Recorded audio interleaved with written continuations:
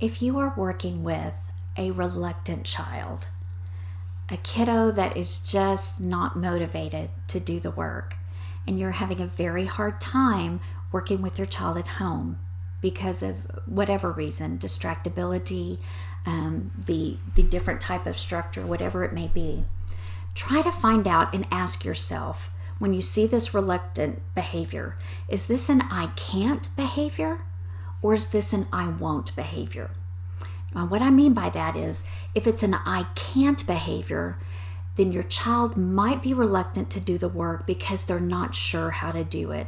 Maybe they're not as confident in doing the skill, so they're not attempting to do it at all.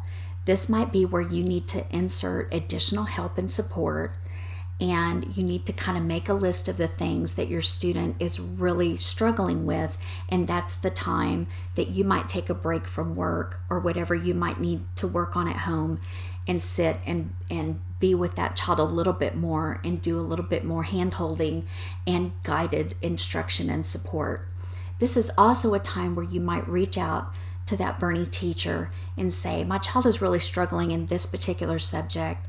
Could we get some additional ideas? Because I think it's an I can't behavior. I don't think my child knows everything to do. I don't think they understand the expectation. So that's an I can't behavior. And those are some strategies you can do for that. If you feel like my kiddo knows how to do this, my child knows this, they just don't want to do it, that's an I won't behavior. An I won't behavior is, I know how to do it, I just don't feel like doing it, or I'm bored, or I'm not challenged, or I'd rather go do something else because I'm in my home and I'm distracted by something else and I'd rather just go do something else.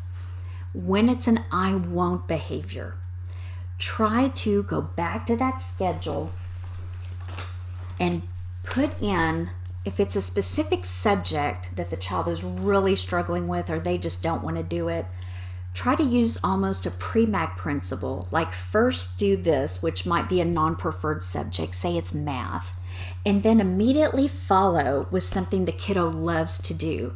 Say they really want to go play their video games. Go ahead and write it on the schedule that they can play their video games, but it's contingent on doing that non-preferred thing.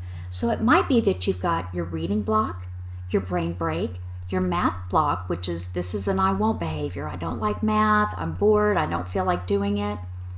So immediately put math, then 20 minutes, or whatever you decide is realistic for your kiddo, 20 minutes video game, okay? If a student sees automatically that if they just get through this one area, they will earn what they want anyway, they might be more encouraged to do it.